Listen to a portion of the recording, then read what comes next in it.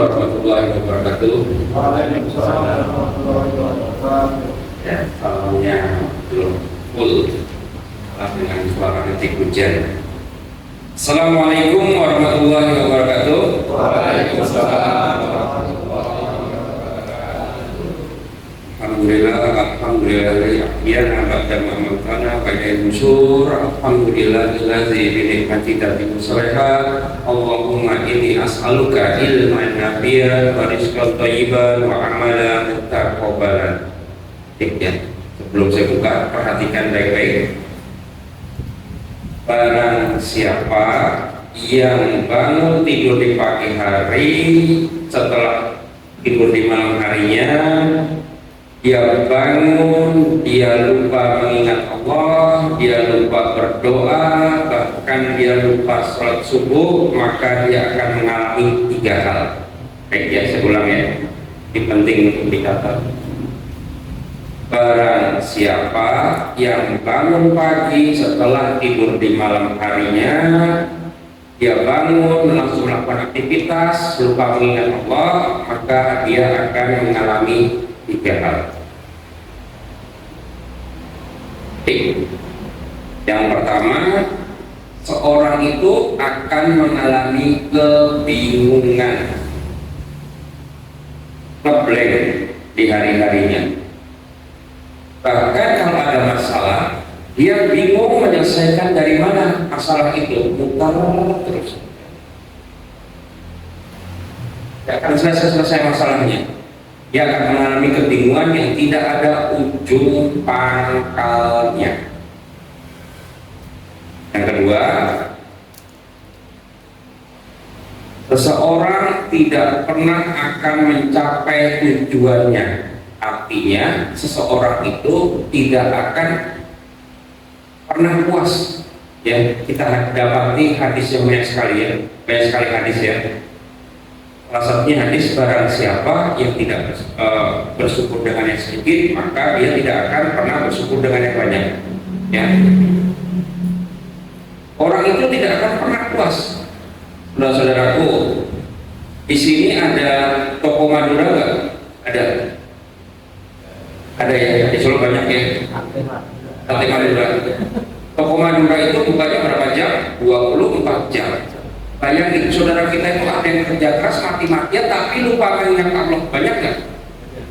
Banyak ya. Berburu harta mati-matian tiap pagi. Bahkan kalau waktu itu 24 jam setengah, dia tetap masih bekerja sampai dia lepas sholat. Tapi hasilnya apa? Sama kita yang sholat, yang ngaji, mungkin lebih banyak hasilnya kita. Benar nggak? Salah satunya, orang itu tidak akan pernah puas dan tidak pernah akan mencapai tujuannya. Ingat hadis Rasulullah, bila manusia, anak Adam diberi 1 lembah emas, maka dia menginginkan 1 lembah emas berikutnya. Jika dia sudah punya 2 lembah emas, maka dia menginginkan lembah emas yang manusia, ya enggak? Yang motor ini yang terbaru, dia juga menginginkan lagi kan, harus puas. Maka orang itu tidak akan pernah mencapai tujuannya, muter terus ya. Akan selesai bekerja 28 jam, hasilnya pun baik. Bahkan tidak seperti kita yang menjalankan sholat dan taat pada Allah. Coba aja, tapi janganlah. Yang ketiga, dijabutnya kebarokahan pada diri seseorang itu. Ini semua mengerikan. Kalau dicabutnya kebarokahan, berarti hilangnya kebahagiaan dunia dan akhirat.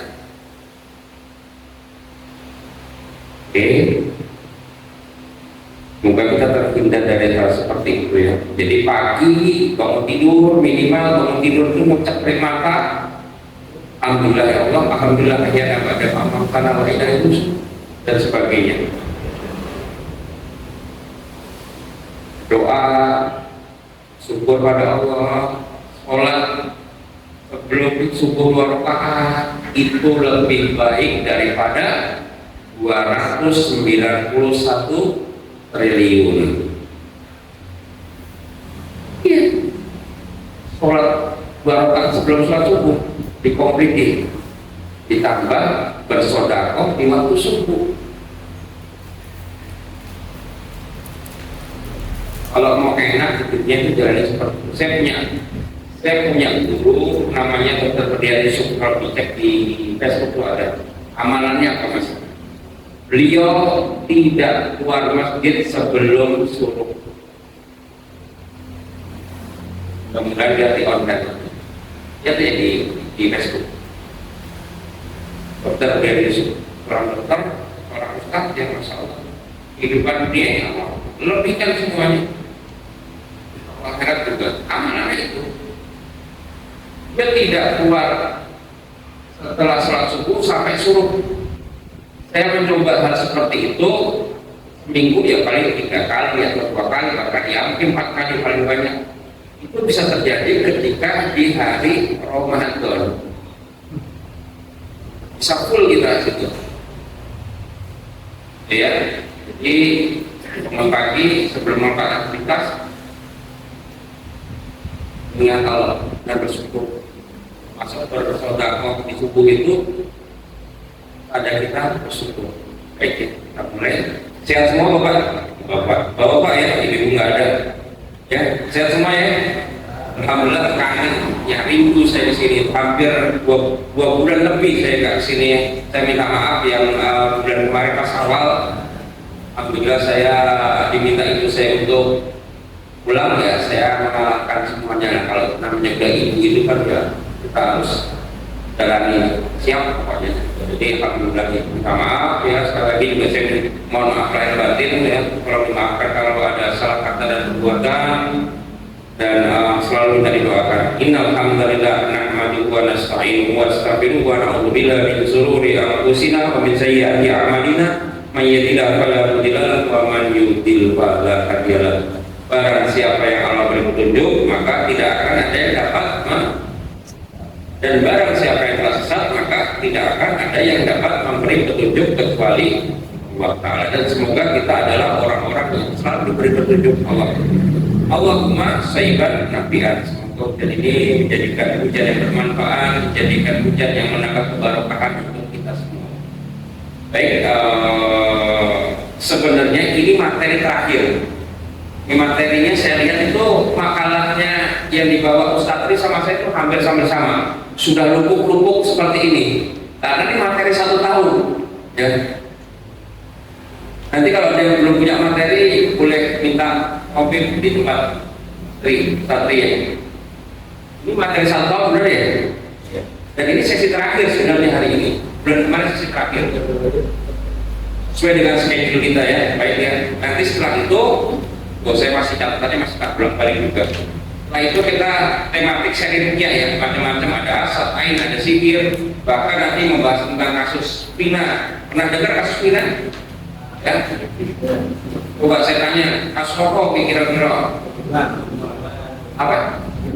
Pembunuhan. Terus ada orang kesurupan, ngomong arwahnya Pina, benar nggak kira-kira? Hah? Coba, ayo jawab. Kira-kira masuk ke dalam tubuh seseorang sampai lidah itu ya, itu kira-kira benar arwahnya Pina terus menentukan ini membunuhnya dan masuk menjadi saksi.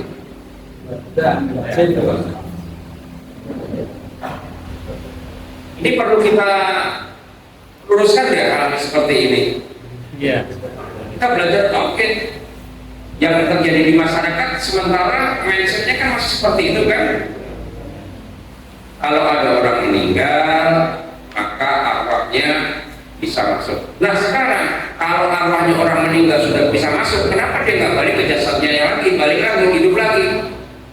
Gitu kan? Nanti kita bahas seperti itu ya. Kalau di perspektif Islam itu namanya ada jin korin ya. Kalau arwah bisa balik itu terbantah di surat Al-Munafiqun 10. Ayat Rabbil Allah terlebih ila akhir kan fa'asalaka wa aku minasolihin. Ya. Munafiqun 10 Pak.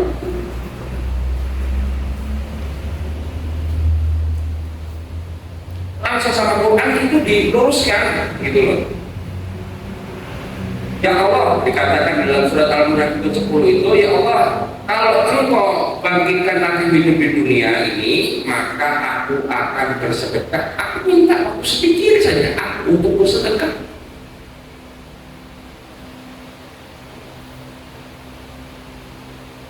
Dan termasuk orang soleh ini kan di surat Al-Munafiqun, artinya orang-orang yang munafikun. Jadi orang arwah itu ya, arwah itu atau rohnya, kalau mau dibangkitkan dia pilih sedekah, bukan masuk ke dalam tubuhnya orang-orang.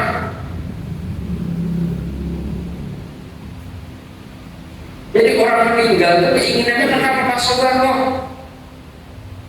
Zakat, puasa, amalan-amalan kita yang wajib itu akan dihisab di akhir akhir, benar nggak? Tapi kalau antum sedekah ketika sudah masuk yang kubur itu sudah menolong. Itu kan menjadi bahan pertimbangan, ya enggak? Kayak pulau Robi dan Allah tadi ila ajalul fa'asadahu wa akunu minas sholihin. Orang munafik ini sampai bilang begitu loh. Ya Allah, berilah aku waktu sedikit, tenggang sedikit, kembalikan aku ke dunia agar aku bisa bersedekah, bukan masuk ke dalam tubuh seseorang.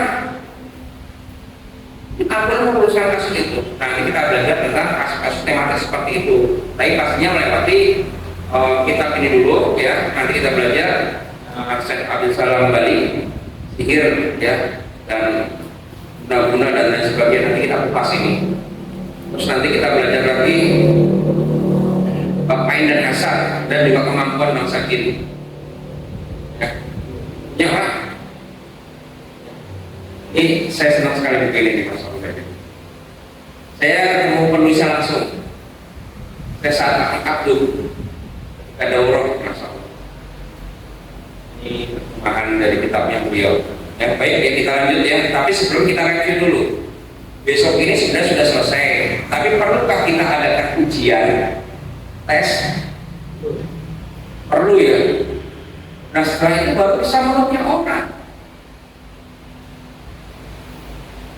Sekarang kita lupa, besok kita ganti.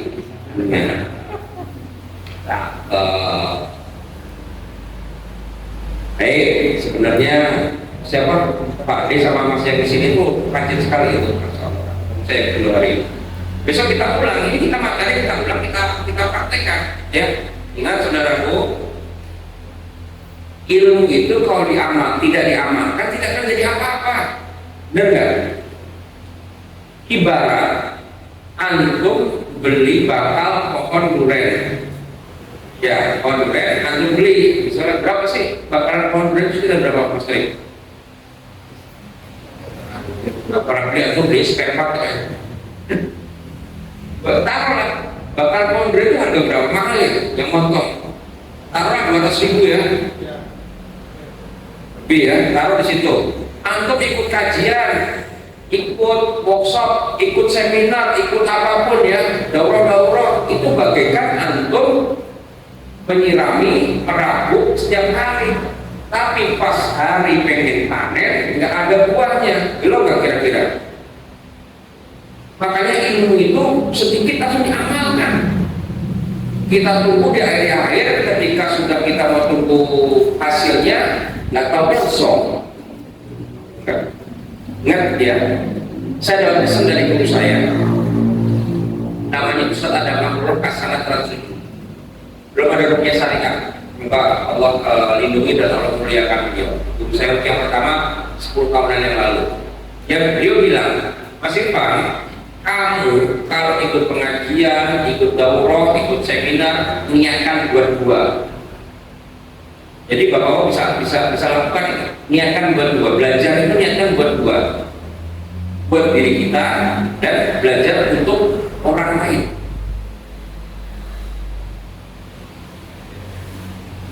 Kalau kita belajar ke sini dan ke kajian untuk diri sendiri, maka Allah akan berikan ilmu itu untuk diri sendiri, benar nggak?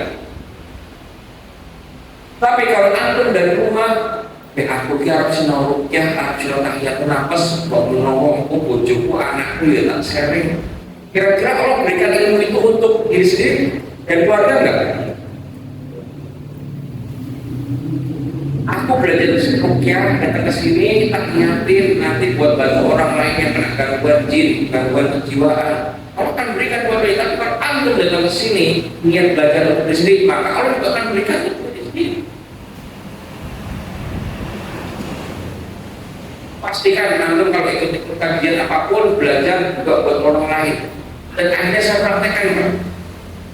Saya belajar rukyah, saya pengen juga buat orang lain. Dan akhirnya Allah izinkan saya untuk ajar kan, untuk pulang kan, berarti kan juga buat orang lain, ya enggak? Bisa aja, jadi kan punya buka dari rumah, aku belajar rukyah, belajar apapun di kajian, aku nanti juga bisa buat kultur, bisa buat dakwah, akan berikan. Tapi kalau antum belajar untuk diri sendiri, maka Allah akan berikan ilmu itu. Itu yang mau saya ajarkan. Jadi mulai hari ini dan besok niatkan belajar juga buat orang lain. Artinya bisa untuk bermanfaat untuk orang.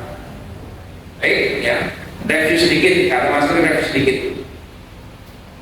Saya jangan pegang materi, masih nulis dulu di sini. Materi ini saya buat, saya masih nulis. Baik ya, saya review sedikit. Mungkin besok ujian kali ya, tapi ujian santai ya, kayak setelah gitu ya. Malah dapat hadiah kali ujian. Baik ya, rukyah itu ada berapa? Dua. Rukyah apa? Sekali kalau orang kayaknya alhamdulillah. Gimana mau jadi rukyah? Rukyah syar'i dan rukyah syirik. Walaupun sama-sama pakai peci, ya enggak? Ada enggak kayak gitu? Banyak enggak? Di YouTube ya. Ciri-ciri rukyah syar'i itu seperti apa? Ya, lagi. Aku nggak bisa terangkan ke orang-orang loh. Belum rukyah loh, cuma terangkan. Itu makanya tak balik. Belum lagi belajar rukyah, lagi menerangkan. Bisa tulisannya dia nanti nggak bisa bawa apa-apa dari sini kalau antum tidak menghafalkan ini gitu. Dan itu sayang apanya dengan ciri-ciri rukyah syariah syar'i pastinya syar'i syar'i kayak apa.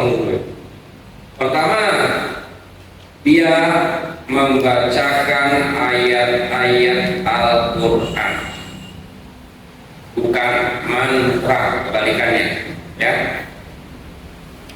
Kiri-kiri seperti itu. Nanti kalau di TV ada yang tidak baca Al-Quran untuk merukyah, makanya tandai orangnya, hafalin mukanya ya.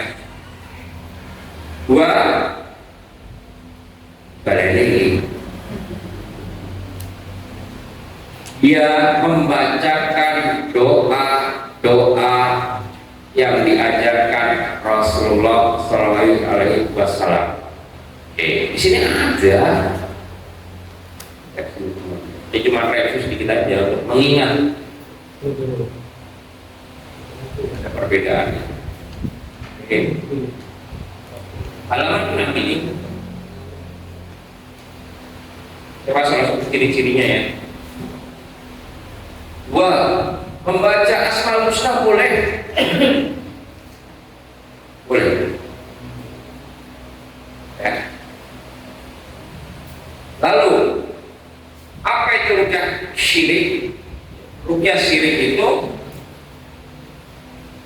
terapi rukyah yang melalui mantra yang tidak diketahui makna dan kandungannya, dan ada kandungan kesyirikan di dalamnya, atau pasnya tidak ada tuntunan dari Rasulullah SAW. Halaman 6. Ya tahu enak kan? Mobil kan cepat.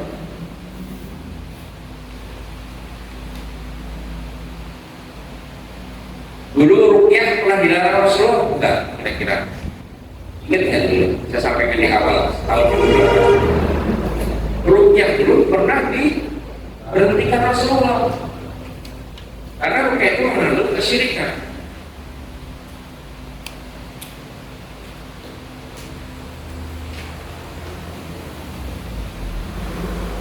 Lalu Abu Bakar bertanya, ketika itu Rasul menghentikan, ketika itu rukyahnya mau berbau sirik karena menyebutkan berhala-berhala yang ada di atas Ka'bah. Tapi ketika semua itu sudah tidak ada, turukat-turukat Rasulullah sudah bersihkan, sirik-sirik Rasulullah juga sudah melihat banyak berkurang, Al-Quran sudah kuat, maka Rasulullah memperbolehkan lagi. Sampai ada sahabat yang namanya Auf bin Malik bertanya, ya Rasulullah, nenek moyangku dulu adalah peruqyah. Ruqyah maknanya apa sih? Jambi atau doa, ya, jambi atau doa. Sampai pada saat itu Abu Bakar bertanya kepada Rasulullah, ya Rasulullah, nenek moyangku peruqyah, bapakku peruqyah, mbakku peruqyah. Lalu sekarang engkau berhentikan ruqyah, engkau larang ruqyah. Tapi sekarang Islam sudah banyak, Islam sudah sudah banyak orang paham dan kesyirikan sudah tidak ada. Bolehkah saya ruqyah lagi? Apa jawab Rasulullah? Ikridu alayya rabbukum ya Abu Malik, perlihatkan ruqyahku padaku. Ruqyahmu kaya apa? Rasulullah berkata begitu. Maka Abu Bakar membaca Al-Fatihah. Dan Rasul berkata lagi, la ba'sa bihi kok malam yakun nabi sirkun. Tidak apa-apa, ini boleh selama di dalam tidak mengandung jadi ruqyah itu boleh selama tidak mengandung kesyirikan. Kode ini komplain, kalau orang mau membantah ruqyah, antum bisa pakai kode ini. Kan banyak tuh yang ngomong-ngomong hadis ya tentang penalaran ruqyah dan sebagainya, sudah saya terangkan. Di sini sudah lengkap. Ya. Makanya penting seperti ini, belajar seperti ini bukan hanya belajar ruqyah.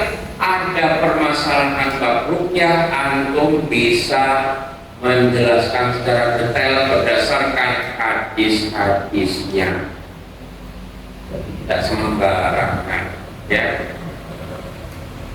Ruqyah nggak boleh, hadisnya. Model sudah komplit, jangan sampai hilang. Rukuk boleh, ya. Masukkan dalam hati dan pikiran ini. Jadi bisa menerangkan. Jadi belajar ini di majelis istiqomah ini sesuai dengan majelisnya, kita istiqomah supaya apa? Belajar modul ini supaya ada permasalahan ruqyah di masyarakat kita bisa menangani. Bukan hanya gangguan ini, tapi secara keilmuannya kita bisa memahamkan masyarakat. Tugas kita memahamkan. Oke, kita lanjut ya.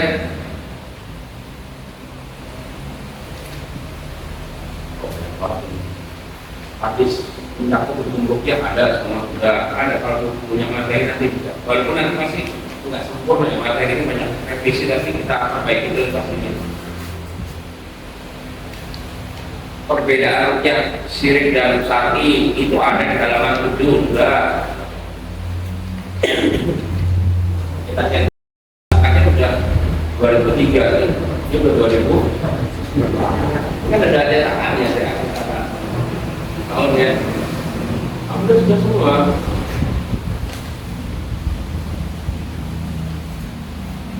Ingat nggak hadis dari semua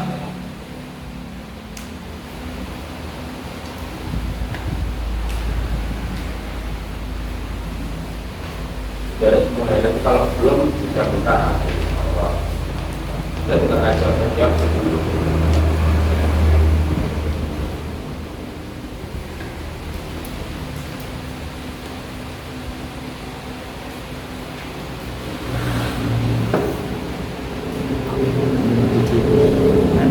Rasulullah itu meruqyah dengan adab yang baik, ya. Rasulullah meruqyah dengan adab yang baik. Jadi kalau ada ruqyah di tempat yang dipukul itu dari kadang ruqyah emosi, benar nggak? Terpancing, jadi temperamen, jadi marah-marah dan lain sebagainya seperti itu. Rasulullah itu ruqyah dengan seperti apa?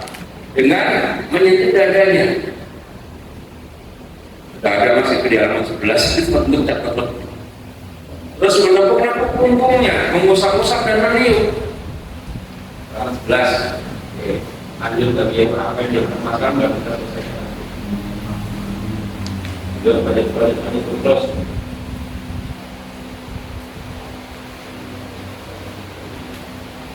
Sejarah rukyah juga ada di sini juga, halaman 2.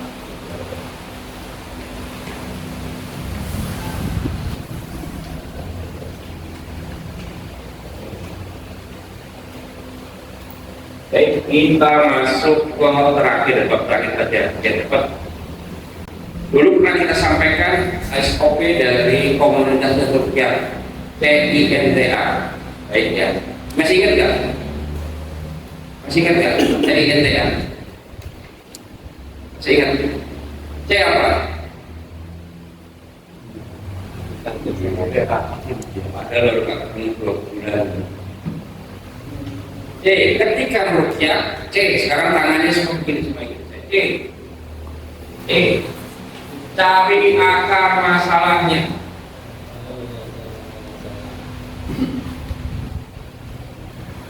Jadi kalau merukyah orang, cari dulu akar masalahnya. Orang datang ke tempat saya, kepalanya pusing, terus langsung kita bacakan Al-Baqarah, Al-Imran dan sebagainya. Tahu-tahu kita tak tanyain apa-apa, pas pusingnya hilang nggak? Belum, Ustaz, mau baca lagi sampai pertengahan Al-Quran, mau setengah hari kita baca. Pusingnya hilang nggak? Enggak. Ya karena dia pusingnya bukan gara-gara gangguan, karena dia belum bayar kontrakan. Ojol nggak kira-kira kalau seperti itu?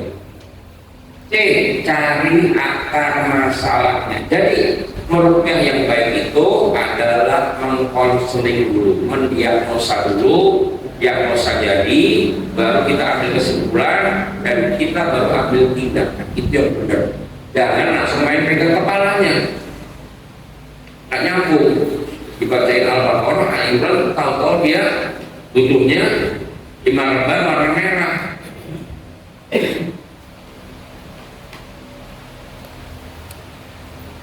Capek-capek kita nggak ada manfaatnya. Terus apa? Tangannya juga begini. Istiqomah dalam berhijrah. Kita rukyah hari ini, Pak Ustaz, saya itu banyak masalah Pak Ustaz, tolong dirukyah. Kita rukyah hari ini, besoknya dia ke karaoke lagi. Kira-kira jinnya masuk lagi nggak besok?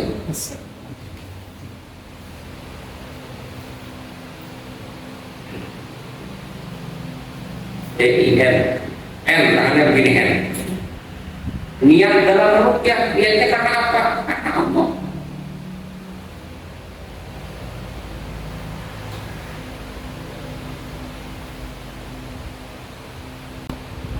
Terus apa? Harus cinta. Tausiah pihak-pihak terkait. Jadi kalau antum merukyah, tausiah orang-orangnya. Siapa yang pihak-pihak terkait itu? Orangnya dan masjid. Makanya ketika ada orang orang itu kesurupan dan dia bereaksi, saya mendakwainya sebagaimana mendakwai manusia. Usia pihak-pihak terkait bisa berlihat teman berikutnya. Iya.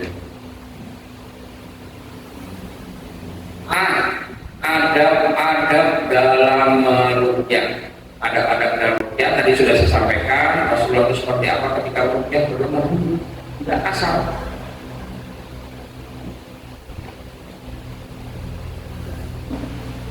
Jangan sampai antum merukyah terus antum dipanggil polisi. Orang yang ngamuk kesurupan, antum tangani dengan kasar, antum ikat, antum pukulin biru-biru, besok-besok ada pelaporan kekerasan. Jinnya nggak apa-apa, tapi orangnya biru-biru, lembang-lembang. Jadi jangan sampai harus seperti itu. Ada dalam waktu itu. Halaman 14. 5 langkah merukyah dengan cinta bertauhid.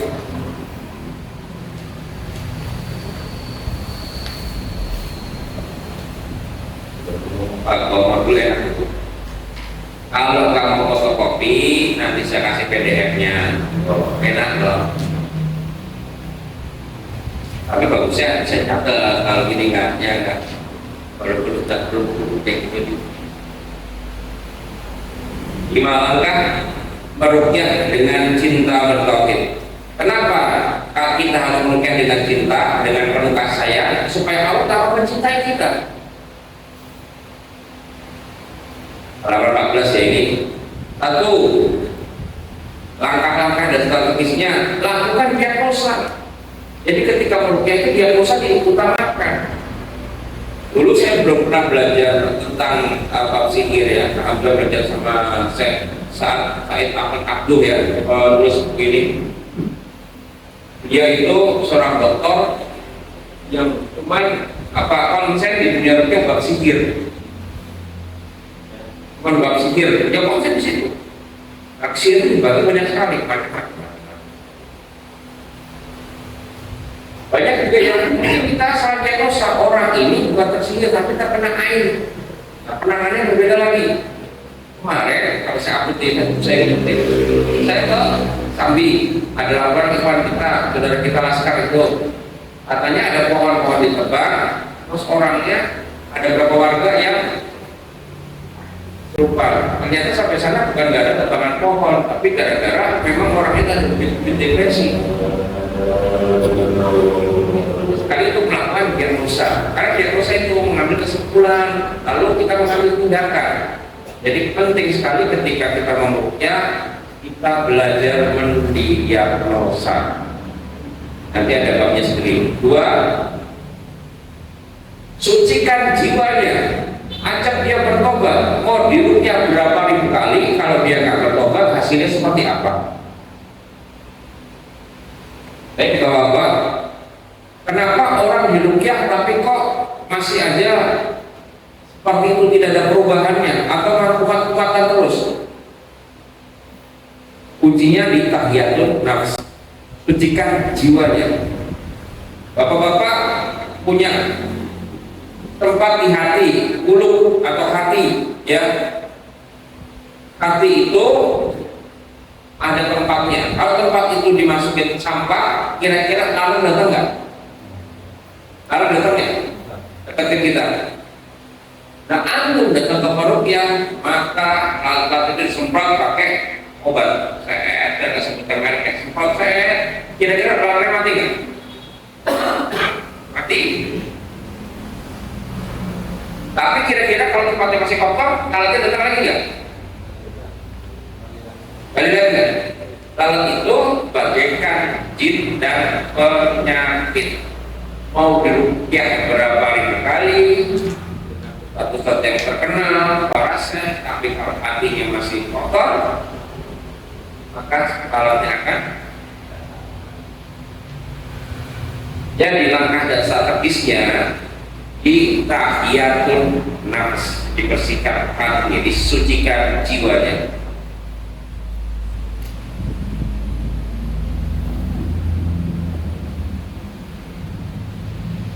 3.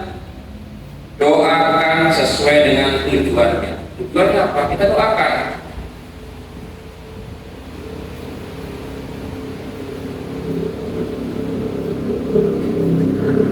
Ini hampir sama kayak tadi ya, cuma ini berbeda. Mirip. Dakwai pihak terkait.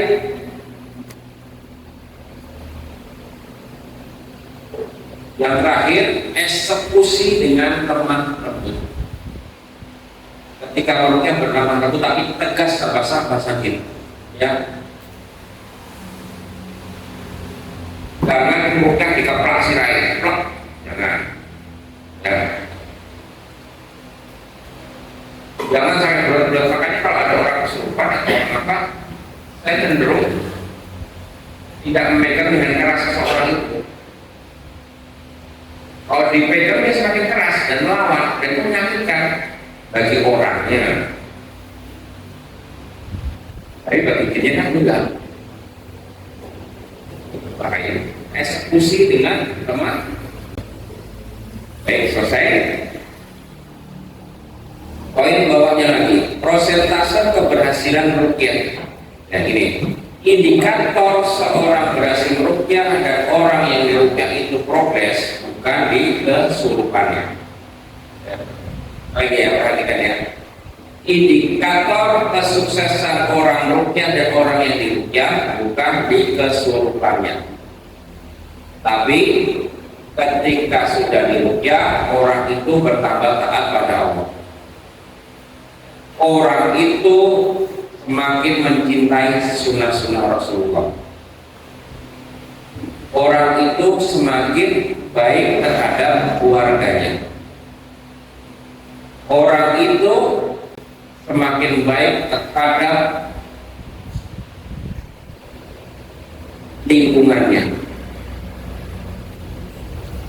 Orang itu semakin baik muamalahnya. Jadi bukan kesurupan. Jadi jangan dikira ketika ada seorang rukyah terus dia dibacakan dalam surat kesurupan, rukyah itu indikator berhasil. Belum tentu, bukan begitu. Jadi keliru itu hal seperti itu. Saya lebih senang ketika ada yang mengabari saya, anak saya si Fulan, alhamdulillah sudah subuhan di masjid, itu berhasil rukyahnya. Saat anak saya sudah tidak main game online setelah di rukyah, itu berhasil.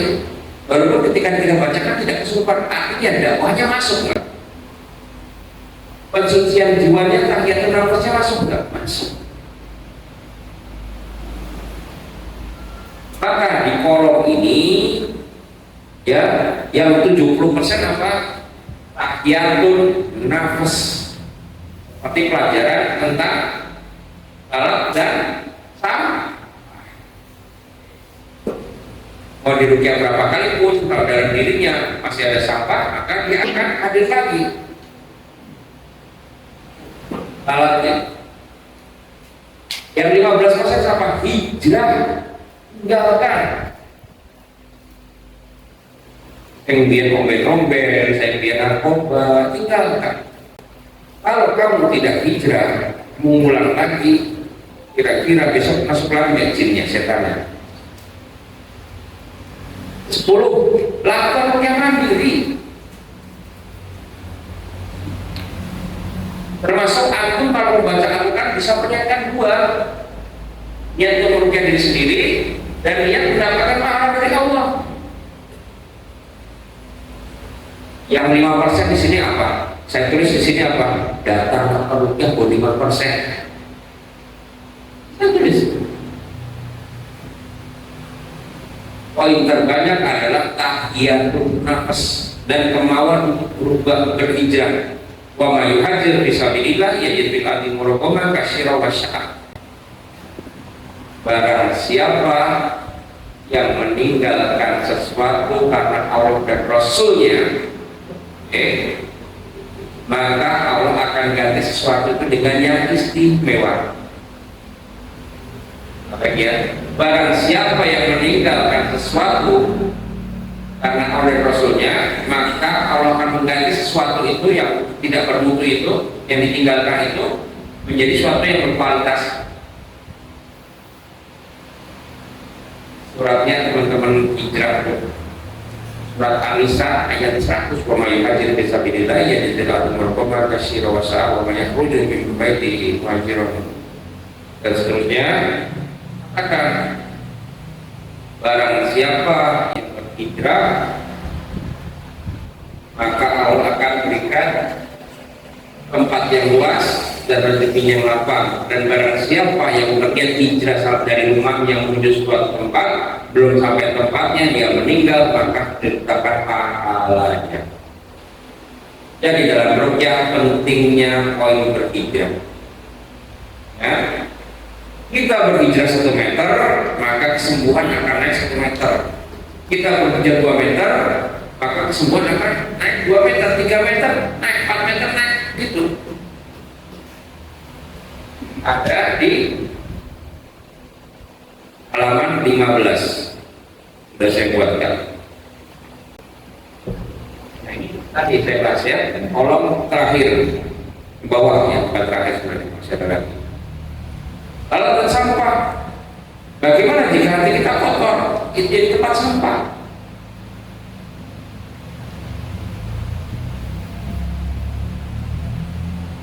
Terus apa yang dilakukan?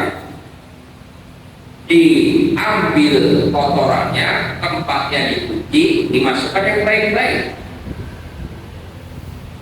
Artinya proses tahiyatul nafas mempunyai bobot yang tinggi dalam keberhasilan meruqyah.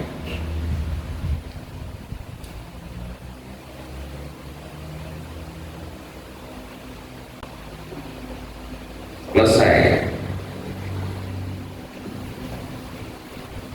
Tapi saya pengen bukan hanya selesai saja, kita bisa memahami secara utuh akan masuk makalah ini. Baik, saudara yang dirahmati Allah, memang ini tidak sempurna, karena kesempurnaan ini kalau dari saya revisi terus, saya perbaiki terus. Dan ini juga butuh masukan juga dari teman-teman. Ada pertanyaan terkait tentang makalah ini. Kenapa pakai makalah? Supaya kita tidak melebar kemana-mana belajarnya. Tapi kalau pertanyaan di akhir bab ruqyah apapun akan saya usahakan menjawab sesuai dengan kemampuan. Ini cuma 16 halaman. Saya padatkan yang dari 60 ke 48 ke 16 supaya ringkas lagi gitu. Jadi memang sengaja kita pakai modul ini supaya kita tidak lari kemana-mana. Orang 16 halaman kita nggak apa. Makanya saya ditanya, Mas Ipan, di sana ada ruqyah nggak? Nggak ada. Di sana belajar ruqyah dari mana? Dari awal, mulai dari sejarah ruqyah. Awal mula ruqyah, di sini kan ada awal mula ruqyah kan? Itu apa? Awal mula ruqyah, sejarah ruqyah. Hadis bab ruqyah, Rasulullah pernah melarang ruqyah, saya tulis di sini. Rasulullah pernah melarang ruqyah, ada di sini. Supaya tidak jadi sudut pandang orang yang tidak suka ruqyah. Oh, ruqyah nggak mau bahas hadis ini, kita bahas di sini. Tapi ada jawabannya. Rasulullah memperbolehkan lagi, ada jawabannya. Ada lagi, ada pendapat ulama-ulama di sini. Jadi 16 halaman simpel, tapi bisa menjawab pertanyaan dari masyarakat. Bab ruqyah ada rule-nya. Baik, ada pertanyaan seputar ruqyah aja? Oke, siap. Assalamualaikum warahmatullahi wabarakatuh. Waalaikumsalam. Ya semuanya dapat ilmunya. Assalamualaikum warahmatullahi wabarakatuh. Waalaikumsalam. Oke, ini kan pulau baru 2 kali ini Pak, pakai kali juga. Kebetulan yang pertemuan pertama yang dibahas itu kelihatannya 5W1H ya, tidak salah waktu itu ya Pak. Nah, kebetulan lagi nih Pak, dan terjadi kepada kami, warga kami Pak. Itu ibu saya sendiri Pak. Jadi memang kerasukan. Saya coba metode itu dan gagal terus Pak. Akhirnya saya mencari teman yang misal ngejale itu baru sembuh. Itu pripun Pak solusinya Pak kalau misalnya ibu kumat lagi Pak. Kebetulan ibu memang ada gejala anxiety-nya Pak. Jadi memang saya saja apa memang ada gejala itu, jadi memang sangat memungkinkan untuk terjadi lagi Pak. Takutnya nanti kalau terjadi lagi teman saya itu lagi pergi keluar kota, tidak ada yang menolong saya. Pak. Teman Anda tidak bisa menolong Anda karena keluar kota, tapi Allah bisa menolong Anda. Jawaban saya. Mas siapa namanya Mas? David Pak. Mas David, nggak pakai bekam atau bekam nggak ya? Baik ya, saya berusaha menjawab. 5W1H itu diagnosa di pelajaran terakhir memang. Jadi memang ini dari awal Mas. Apa? Saya tanya, ternyata ibunya punya kecemasan, ya, secara medis. Ya. Orang itu akan tenang ketika apa? Coba teman-teman jawab. Ketika mengingat. Makanya orang yang sering ingat Allah terhindar dari penyakit-penyakit kecemasan. Kita cemas nggak? Ya kadang cemas, saya cemas nggak kadang? Cemas. Saya punya Tisa anak perempuan, kalau pulang sudah dalam malam padahal kuliah, saya cemas. Hal yang wajar, gitu loh. Berlebihan menjadikan kita kuat. Baik, saya tanya Mas David, ketika kecemasan itu adalah pintu pembuka masuknya setan. Ya, al waswas nanti. Jadi kecemasan pembuka pintu masuk setan. Orang yang sering cemas maka berpotensi juga sering akan kemasukan. Oke, benar ya? Akhirnya ditambahnya sama yang kacau ya. Itu memenuhi unsur tadi enggak yang tadi itu? Yang membacakan ayat Al-Quran enggak? Dibacakan bagi kita semua. Dia membacakan doa-doa yang ajar Rasulullah enggak? Pak, tahu itu Pak. Berobat itu bukan hanya sehat, ya, tapi halal, benar nggak? Contoh begini, kita sakit parah dan obat itu mengandung yang haram, gitu ya. Ya, kita tahu ya. Nah, kira-kira takutnya ketika sudah dimasukkan yang haram itu, berapa detik Allah ambil, terus gimana? Jadi pastikan kalau berobat itu jelas. Kan masih banyak rukyah. Makanya tadi saya mantu sama bapak, bantu saya Pak. Target kami itu satu kelurahan 2 perukyah. Supaya tidak terjadi hal seperti ini. Benar nggak? Rasulullah hadisnya jelas nggak? Barang siapa yang datang ke perdukunan, datang ke dukun, maka dia telah kufur terhadap Al-Quran yang diturunkan pada Muhammad. Dan barang siapa yang mengiyakan apa yang dikatakan dukun, maka sholatnya akan tertolak 40. Jadi kita pastikan dulu kita menemui siapa. Jadi bukan hanya sekedar kesurupan hilang, nggak gitu. Baik, karena sudah terlanjur, tidak apa-apa. Besok pastikan dulu yang bukan Allah, yang obatin siapa, pastikan dulu Mas. Jadi jenengan harus belajar rukyah. Masalahnya ini yang teman saya itu pemimpin lalu banyak udah berusaha dulu Pak. Berusaha tidak itu Pak. Ya. Pak. Ya pokoknya apapun itu. Dan tadi Antum kan bilang kejauhan ya, saya jawab asal kejauhannya. Ya, pokoknya ciri-ciri rukyah syar'i dan syirik itu ada di situlah. Tapi sekarang permasalahan begini, permasalahan kasus ibu jenengan, ya, ini mengalami kecemasan. Kecemasan itu banyak terjadi karena trauma. Ada luka batin masa lampau. Ya, ketika luka batin terbelenggu, tidak terselesaikan, kira-kira kuat lagi nggak? Orang yang sering kesurupan gara-gara trauma, ketika dia melihat seseorang yang membuat trauma, langsung kesurupan lagi. Ini terjadi di kasus Sambi kemarin. Baru lihat video kanya, sudah lagi terbirit-birit lagi.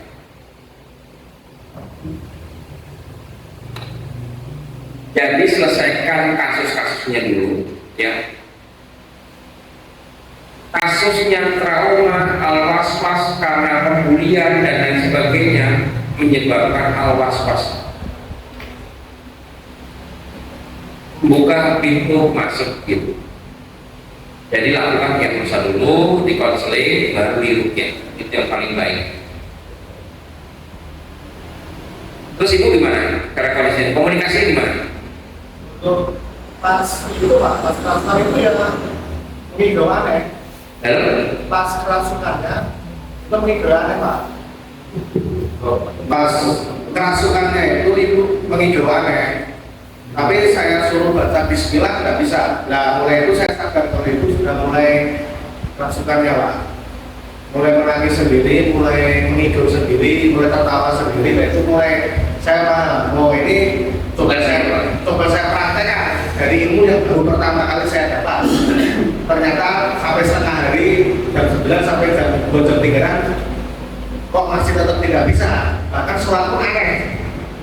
Terpaksa saya menyerah karena sudah betul bahasa ini ilmu yang saya dapatkan baru pertama kali kemarin itu makanya ini ilmu yang harus diamalkan. nah. Baik, memungkinkan nggak kalau ilmunya tidak bisa kita buat praktek sebelumnya enggak, tapi buat apa yang mengedukasi. Tadi kan udah selesai semuanya teman-teman, jadi bisa buat praktek teman-teman sebenarnya. Jadi mungkin nggak kita suatu saat di hari akad atau hari apa memang khusus buat rupiah, mungkin nggak kita adakan.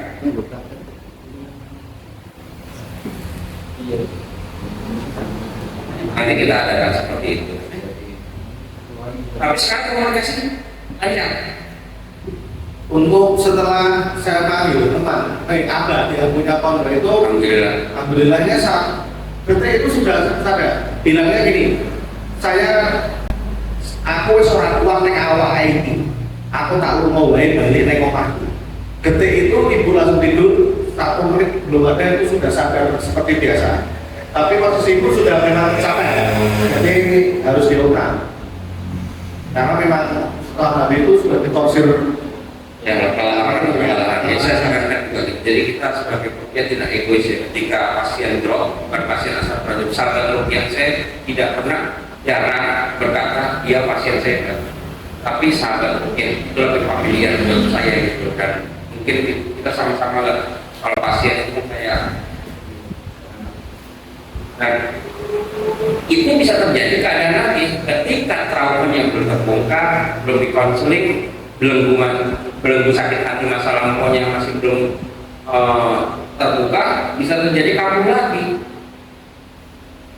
Jadi ketika memeruqyah itu pastikan melakukan diagnosa, kecuali memang langsung kesurupan, itu berbeda penanganannya. Nah sekarang bagaimana ketika terjadi ketika terjadi kesurupan, apa langsung didiagnosa? Nggak mungkin bisa, berbeda. Jadi ketika Anda mendapati seorang kesurupan, langkah pertama apa? Sadarkan.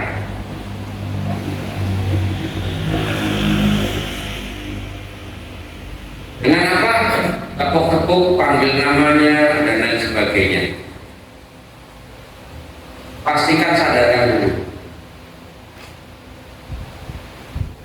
Atau bacakan beberapa ayat Al-Quran, boleh juga.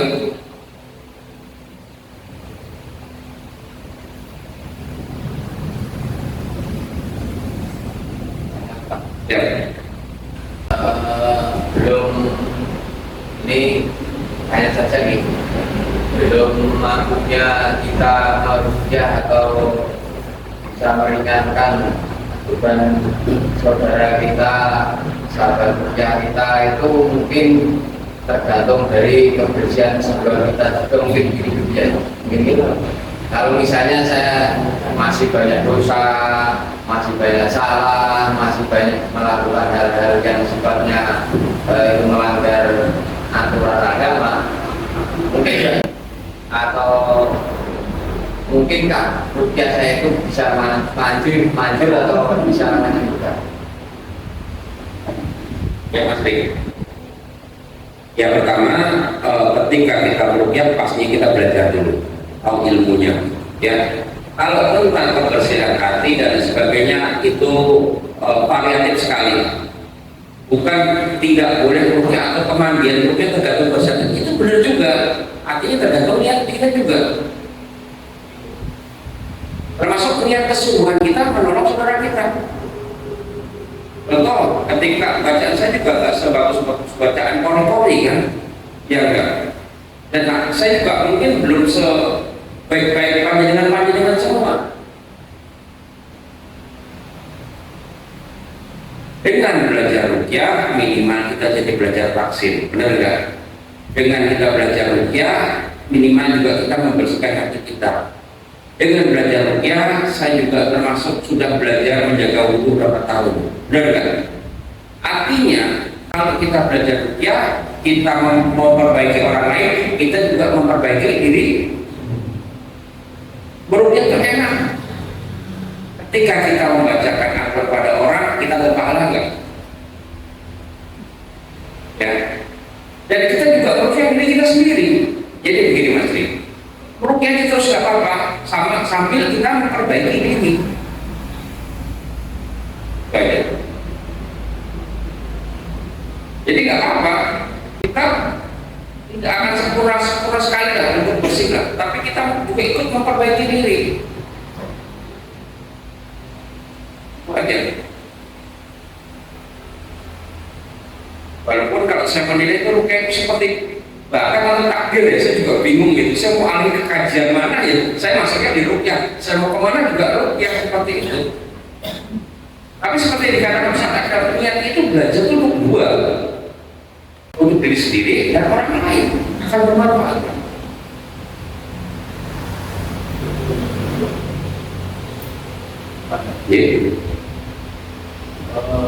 Tadi disampaikan tentang kemudian pulaunya kemudian banyak.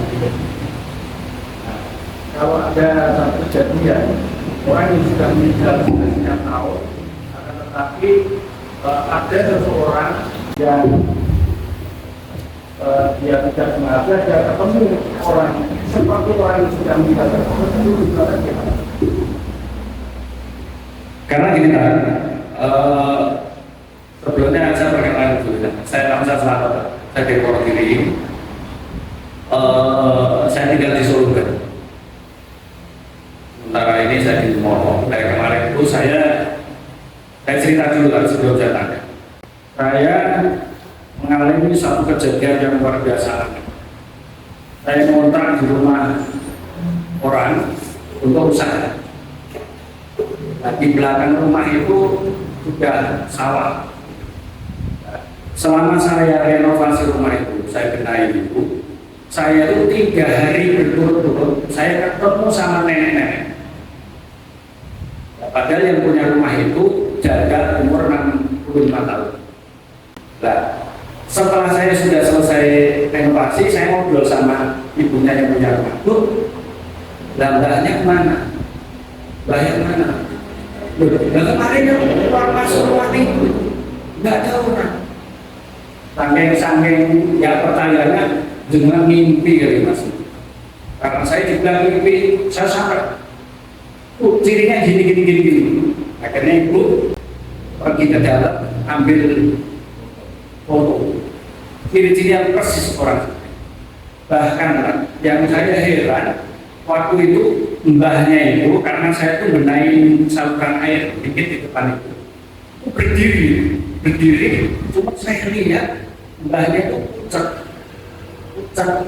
terus jalannya nggak kayak orang, dan ketemunya tiap maghrib sama subuh, jalannya kayak diangkat terus didorong, terus dia ngomong kan, tapi saya nggak berani karena dia mukanya kayak orang marah. Ini jangan kuat seperti itu. Ada mbahnya mikir ini kok orang tua kok malu banget, saya mikirnya jelek kan. Orang tua kok cuma dibenahi gini kok ngomongnya kayak gitu. Nah, ternyata setelah ibunya cerita kalau itu ibunya kandung sudah meninggal, ya fotonya ya itu yang saya temui itu. Nah, pertanyaan saya Pak, apa benar itu apa hanya halusinasi saya atau ada hal lain yang terdapat dalam diri saya Pak? Karena gini Pak, saya cerita ini bukan ini ya menceritakan yang masa lalu saya. Saya dulu memang ikut satu perguruan kejaran di Solo. Bahkan guru besarnya mbah saya sendiri. Mbah saya sendiri guru besarnya. Saya sebutkan aja Sabdoda juga. Nah, setelah itu Pak, ini oke, ini dah yang memahami sedikit agama ya. Jadi sudah pertanyaan ini kan saya orang meninggal bisa berwujud lagi. Enggak ketemu, terus saya ganti ngomong sama ibu, Bu, jangan itu tetangganya itu. Mas, saya nggak punya tetangga yang sepuh. Di sebelah sana udah masjid, sebelah sana sudah pabrik dan sebagainya. Akhirnya setelah saya sudah buka usaha, ada kejadian yang luar biasa aneh lagi, Pak. Saya pasang lampu seperti itu kan. Saya pasang lampu dari luar itu saya kunci. Paginya sebelum saya datang itu sudah gelap, lampu sudah pindah. Lalu itu benar-benar terjadi, Pak. Yang kedua, ini ada, saya kan usaha saya di Serabi, apa Serabi Solo. Ya, Serabi Control. Serabi itu, kalau saya punya ada beberapa lokasi di pojok pasar, ada di Lampu Merah, ada di Propo dan Kacangan. Satu apa namanya adunan itu kalau saya buat di tempat lain itu normal. Kalau saya buat di tempat yang mbak tadi itu langsung berbusa. Ya jadi. Akhirnya saya pakai ilmu ya, baca ilmu dan sebagainya. Itu cuma bertahan 3 hari. Bertahan 3 hari. Nah, akhirnya saya mikir dulu saya itu pernah belajar sambat saya. Akhirnya saya sampai pakai ilmu ruqyah syirik. Nah, ini tak. Ini sampai saya video gini.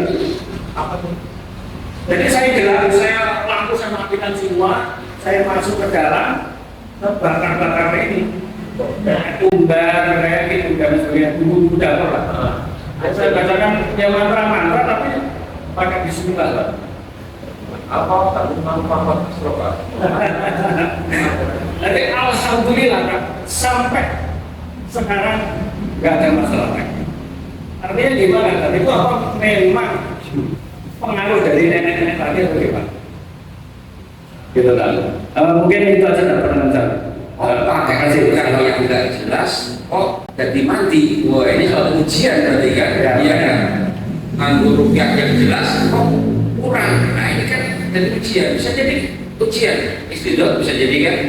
Ya, baik. Saya jawab.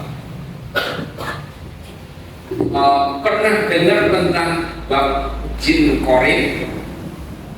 Manusia dilahirkan bersama dengan arwah itu turun masuk ke janin bersama malaikat dan yang namanya jin korin. Kalau di Jawa itu namanya sedulur papat apa? 5 pacar 3 hari. Ini pembahasan cukup 1 sesi. Kira-kira mungkin bulan depan kita akan bahas tentang jin korin. Oke, ini 1 sesi dan sudah ada materinya. Karena saya sudah mengulas tadi, Mas Ikyus entek itu diujikan dulu atau diselingi tematik. Karena sekarang kasusnya tidak banyak, nah ini mungkin masyarakat dan kita semua perlu membekal kita arwah bisa masuk ke dalam tubuh manusia kita. Nah, atau bagaimana jin korin itu? Nah, kita bahas nanti di jin korin ya Pak ya, itu di materi. Ya. Jadi pastikan ini Pak. Dan Rasulullah dulu pernah ada jin korin, semua orang ada, ya. Tapi ketika Isra Mi'raj keluar dari Allah. Tidak pembahasan tentang riwayatnya dari Bunda Aisyah menanyakan tentang jin korin, ada semua Pak Insya. Pastinya yang begini Pak. Makanya kan ada sering ya orang bilang kalau ada orang meninggal 40 hari masih literan di rumahnya. Berarti jin korin itu masih, makanya ada gini Pak. Kalau antum datang ke tempat dukun, ini kalau aja jangan antum lah. Kalau ada orang datang ke tempat dukun, misalkan kita ada Pak datang ke tempat dukun. Nah dukun ini punya jin. Tubuh saya ada korinnya, tubuh jenengan pasti ada korinnya. Ya menurut riwayat begitu semua ada jin korinnya. Nah ketika orang itu datang, jin korinnya ditanya oleh jinnya dulu. Maka dia bisa tahu nomor KTP antum, nomor rekening antum, duit antum karena bekerja sama dengan jin korin dari seseorang. Bisa jadi nenek-nenek itu korinnya dari nenek-nenek yang sudah meninggal itu. Tapi kok bisa ini ya Pak? Saya nggak, saya sadar berarti saya lihat dulu. Orang yang pernah belajar hal seperti itu lebih peka daripada orang-orang lain. Antum sudah pernah dengar nama jenazah? Kita udah bahas jenazah belum ya? Jin warisan yang menitis pada diri seseorang. Kenapa saya bilang beliau lebih peka? Karena mbaknya gurunya.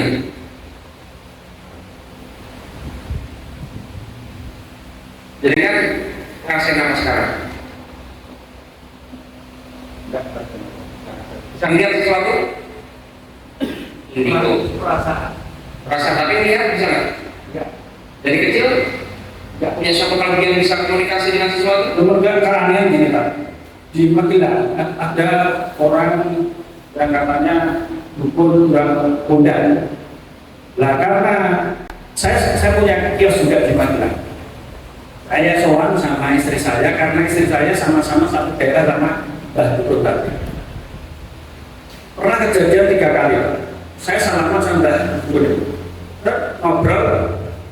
Ngobrol biasa itu. Waktu saya diusir sama mbahnya. Kamu pergi. Dia langsung nangis. Ada sama enggak? Jadi pertanyaan besar. Diri saya ini kalau misalnya Berarti Allah melindungi antum. Misalkan dukunnya, ini gimana? Selamat kan? Allah sayang sama jenengan, gitu loh. Ya, benar nggak? Kita ambil suatu hikmah dari suatu kejadian. Oke, nanti pembahasan di Korea akan kita bahas setelah besok kita selingin aja jadi Korea dulu, karena ini penting sekali ya untuk kita pembentengan diri masyarakat biar nggak keliru. Nanti suatu saat banyak yang keliru, akhirnya dijadikan saksi. Bukan kita, ya. Dan nanti kalau itu dijadikan saksi pengadilan, perkataan dukun itu menjadikan didengar orang-orang ini bahaya, ya nggak? Dulu kasus siapa namanya artis yang meninggal di Jakarta, siapa namanya lupa saya?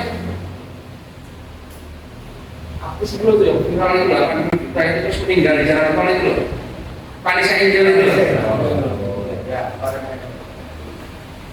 Jalan tol meninggal, terus ada perdukunan yang menanyakan ada orang, ada mediatornya dimasukin jin dan jin itu ngoceh kejadiannya seperti apa gitu loh. Ini kan bahaya. Akhirnya kita mempercayai orang itu dan ya nggak jelas kan, ya nggak bisa sesat nanti lama-lama. Gini, kapan saya rupiah orang kasus sihir, saya rupiah orang kasus sihir ya. Nah orang yang saya rupiah itu kesurupan. Di sini ada keluarganya banyak, pakainya kuliah banyak. Keluarganya kesurupan. Dia ngoceh sihirnya itu katanya dari pakainya. Kira-kira jadi fitnah nggak? Kita bisa yakin kebenarannya nggak seperti itu? Yang datang ke tempat saya anterin dia berobat, minta kesembuhan dari Allah, malah sampai Allah bertengkar nggak kira-kira? Ini bahaya, makanya kita akan materi berikutnya jengkoren kita akan. Ya, kalau diingatkan Mas Riti. Tapi yang Mbak tadi bisa dipastikan itu jengkoren atau gimana? Jengkoren atau jin yang lainnya? Jin yang lain, karena dari dari berturut-turut ketemu terus itu. Ini antum itu keadaan sadar secara rasa atau panca indera, ini juga jadi masalah. Jadi pertanyaan Nah, justru pada saat itu anaknya sendiri itu nggak lihat. Terus tapi saya dengan punya kepekaan hal seperti itu udah. Nah ini kan berbeda-beda. Gini loh. Nanti kita bahas lagi tentang bab indigo. Sebenarnya banyak sekali materi tematik tentang indigo juga. Indigo itu kelebihan atau kekurangan? Saya tanya panjenengan. kekurangan itu. Kekurangan. Ya. Kekurangan kekurangan. Ya. Mungkin banyak jin batin di diri saya. Ini. Baik ya. Ya mungkin kita jangan masih Siap dulu. Oh, ya itu nanti belajar rukyah dulu, berarti di rukyah kuburnya, insya Allah kalau berkah dan ini. Nanti belajar ini mas, ini coba ya, kami coba Bismillah tawakal pada Allah, lakukan rukyah di rumahnya. Caranya seperti apa? Nah, praktek ya. Kalau kita berkesin ini jam 9 lebih 16 sampai setengah 10 lah. Baik ya, caranya dengan bikin air rukyah. Oke, ya untuk bentengan. Ada dua pendapat, ada yang dimasukkan tangan berapa sen ya. Atau ditukar ke ember karena tangan taufik jari taufik dibuat ya masukkan ke dalam ember, niat merukyah tempat. Bacanya apa? Al-Fatihah pertama pasti sebutan Al-Baqarah 1 sampai 10. Besok praktekin, besok hadir di sini lagi ya. Nanti kita coba progresnya seperti apa. Tapi niat dulu ya, niatkan karena Allah ya. Jadi biar nggak usah pakai bakar-bakar dan itu lagi. Masukkan penunjuk. Boleh air itu dari tampungan air hujan, itu lebih baik. Ya. Air hujan ya bukan dari loteng. Artinya air hujan yang dimana dari loteng? Yang langsung ke langsung dari atas langit ya, pakai ember. Lebih baik itu. Masukkan penunjuknya, niatkan untuk rukyah, baca Al-Fatihah, baca Al-Baqarah 1 sampai 10, 255 sampai 257. 255 apa? Ayat pun. Terus tambahkan Al-Baqarah 3 ayat terakhir. Dasarnya apa? Dasarnya hadis Rasulullah. Barang siapa yang membaca surat Al-Baqarah di dalam rumahnya, maka sihir tidak akan tembus selama 40.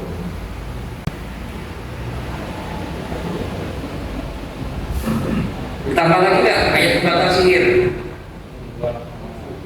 Tambah lagi mas, surat Yunus 8182 tentang Nabi Musa melawan sihirnya Fir'aun.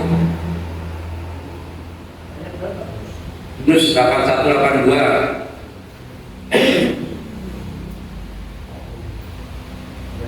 Itu ayat pembatal sihir. Tambahkan lagi surat Al-Kahfi 1 sampai 10. Dan itu yang cukup. Falak Anas itu sudah pasti ya, pasti di terakhir bacakan itu. Terus setelah itu boleh ditambah garam gosok. Garam gosok. Lalu tebarkan di sekeliling serabi itu, sekeliling rumah buat serabi. Iya. Setelah itu besok bawa serabinya ke sini. Insyaallah barokah. Sepakat nggak kira-kira? Sepakat ya. Insyaallah. Iya. Ya, jangan bakar-bakar dan tinggalkan. Mas, saya berlaku untuk rumah kita. Iya, berlaku rumah kita. Atau rumah kita sering bacain Al-Baqarah. Tapi niatnya untuk rukyah. Untuk yang nggak ada kasus ya macam-macam. Tapi kalau dalam ini tapi ilmu batin ini juga lumayan Pak. Artinya gimana Pak? Kalau misalnya ini dicatat ilmu batin ya. Saya itu ada beberapa tenaga saya. Kalau saya maghrib itu saya dorong sama seseorang, kalau tenaga saya itu saya koreksi pasti dia ada penyelesaian. Itu bukan hanya 1, 2, 3. Saya itu kan masuk awal ini apa? saya berpikiran yang baik aja pilih baik. Ya biasalah kalau kontrak kan kira-kira ini menyambut ini kayak gini. Kenapa? Karena sudah terbiasa dengan data yang masuk dalam pikiran kita. Oh wajahnya kayak ini, oh wajahnya soleh kayak mas ini orang benar amanah ini kan gitu kan. Tapi antum pernah belajar tenaga dalam? Ya, bapak pernah ditulis badannya dengan bapak dengan air diminum? Kira-kira suatu saat ilmu itu ikhlas dihilangkan dan Pak. ya. Berarti apa namanya? Ini Pak, pernah saya punya ustaz namanya Ustaz Rizku. Ustaznya Gus Moh juga. punya teman juga Ustaz Fahyono mungkin Ustaz Zaidi Rupiah. Waktu merupiah di keluarga saya, itu saya yang sama. Dan itu mungkin ada kebatilan semua ada kebatilan, semua kita sama-sama berserah. Jadi saya juga nggak baik-baik atas astagfirullahaladzim. Ya, ada lagi satu lagi. Wah, silakan. Tenang aja, masih 8 menit.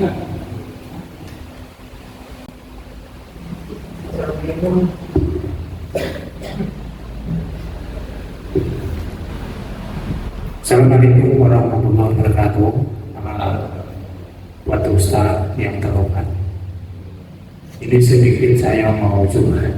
Mungkin selama ini yang dulu saya mau aturkan ke Ustaz, tapi saya sampai sekarang itu belum nyampe. Nah, mungkin pada malam ini saya ingin curhat mengenai kondisi saya.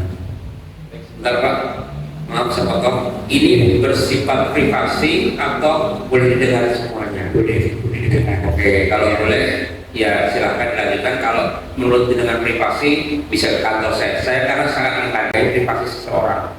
Oke, kalau jenengan mau sudah jenengan mau dengar dan menjadikan pelajaran buat kita semua, silahkan. Ya. Ini sekarang. Dulu saya pernah menemui 3 kali berturut-turut itu ada orang kesurupan. Tapi yang di situ yang Jawa itu cuma saya.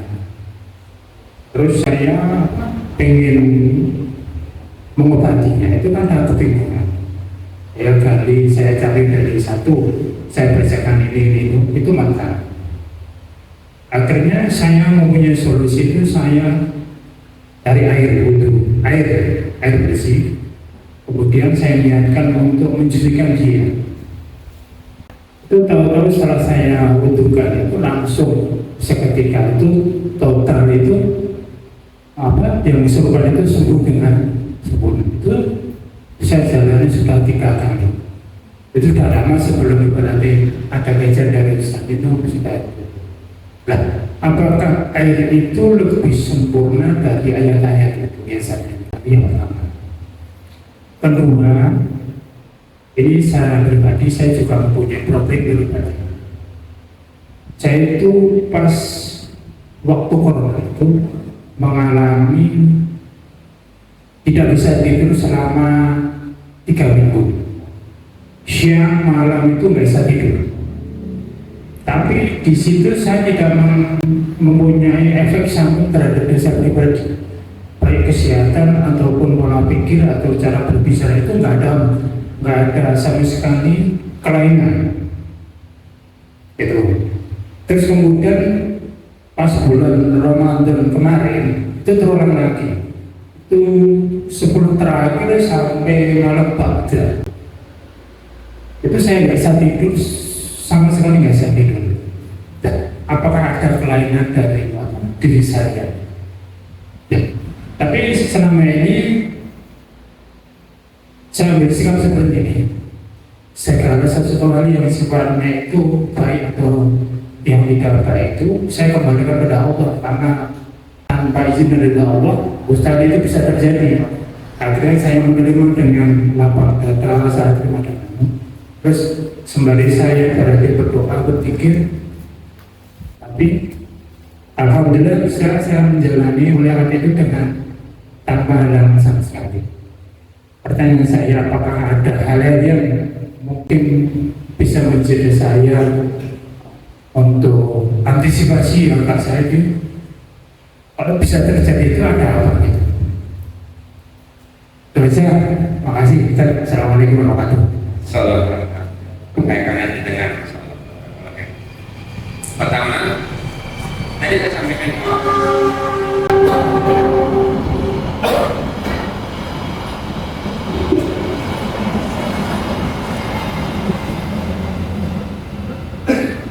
iklannya sudah lewat. Ya, tadi saya sampaikan di awal. Ketika ada orang kesurupan, pastinya harus kita sadarkan. Jadi dengan air wudhu juga termasuk bisa menyadarkan. Tapi ketika dia sudah kesurupan frontal, jangan antum langsung genjot dengan bacaan Quran, apalagi dengan ayat-ayat yang membuat panas, ya. Sekarang gini, polisi kalau ngebarin unjuk rasa, dia langsung semprot gas air mata tanpa ngomong, kira-kira yang demo itu langsung ngambilin batu ngikutin polisi nggak?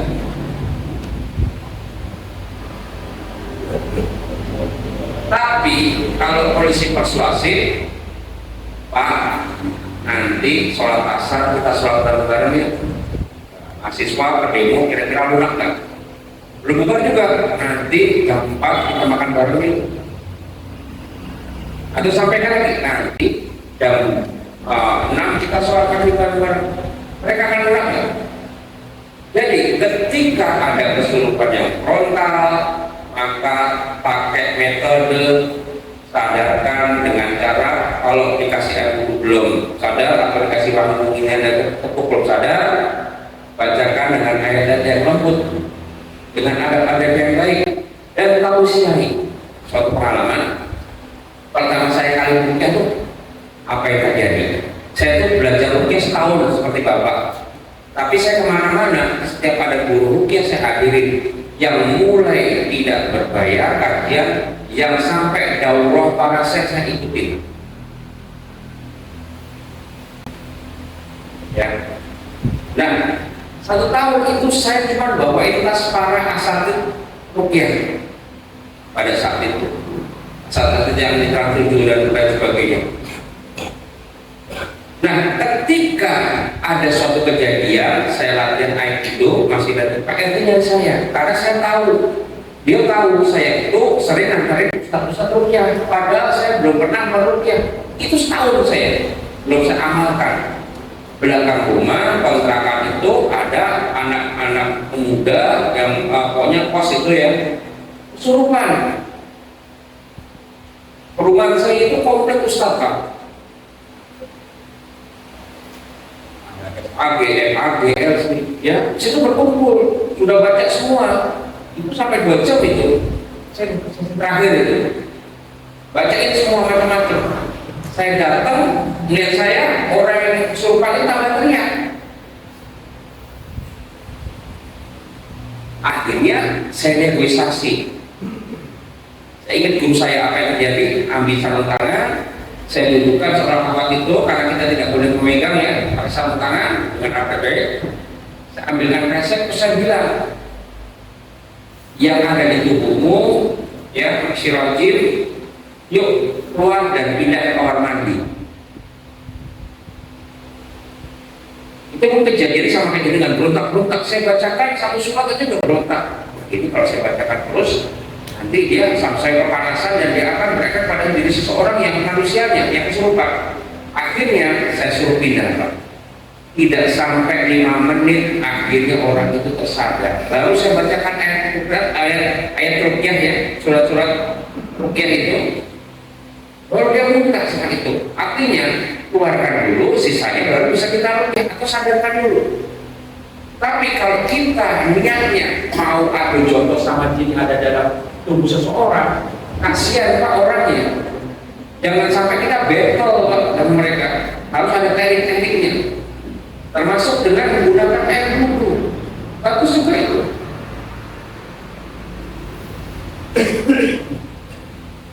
Jadi bukan utama yang mana, dengan air wudhu atau dengan bacaan apa, bukan utama yang mana. Lihat kondisi keadaan seseorang dulu. Bahkan dengan minyak gaharu atau apapun digosokkan, kalau misalnya itu sudah kok mau diapain. Tapi kalau niat kita biar ditonton orang, pengen kita hebat, sisa berantem sama jinnya gitu, itu akan frontal mereka. Sepertinya halnya seorang polisi langsung menembakkan gas air mata, kaget di dalam. Tapi kalau pelan-pelan persuasif mereka juga kuat. Itu cuma saya tahu saya Pak, saya nego. Ayo masih rajin keluar kamar mandi, ini bukan rumahmu, ini bukan tempatmu. Keluar dia, pindah.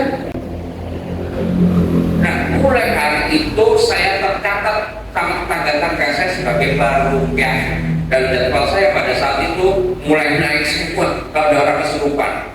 Padahal saya belum bisa melukis sama seperti jenengan. Setahun itu saya cuma bawain tas satu tahun. Nanti kemana-mana.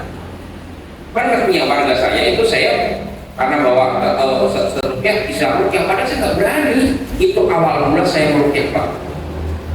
Saya berkeyakinan Bismillah, ilmu yang saya dapat ini akan saya manfaatkan bisa buat menolong orang. Itu yang misalnya ustaz-ustaz pada bingung semua, ya apa yang masih kuat. Bukan tidak mau seperti itu. Ya, Bapak nggak bisa tidur, ya. Jadi dengan pernah belajar ilmu apa?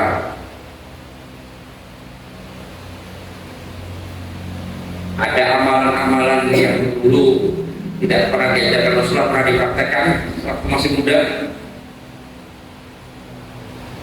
Cuma dulu apa itu Dalam dulu pernah itu pernah. baik, ini catatan. Besok kita ada kasar dengan rukin masal. Sering panas tubuhnya, temperamen, lemah, isi tenaga dalamnya, terus pakai tahan nafas gitu.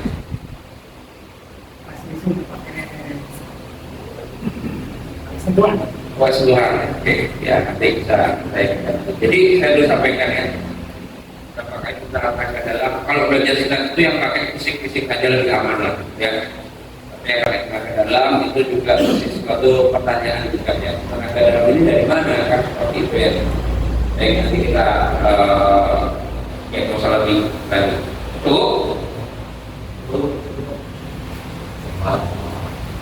Padahal orang kalau nggak bisa tidur berapa hari ini nggak kuat loh itu.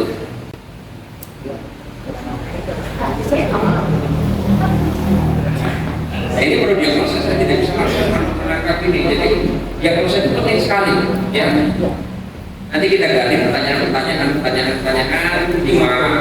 5W1K itu untuk menggali pertanyaan, gitu ya. Cukup ya. Besok kita lihat testimoninya ya tentang serabi itu ya. Tadi yang bagaimana usia tambah lancar apa enggak? Bulan depan kita materi jin korin, ya. Setelah itu nanti indigo, ya. Terus nanti kekuatan bangsa jin kita belajar. Kita belajar lagi bab sihir panjang nanti sihir. Terus rupiahnya kapan? Aduh ya, rupiahnya kapan? Nah, itu ya. Penting ya. Tapi kita bahas jin korin dulu bulan depan. Gitu ya. Karena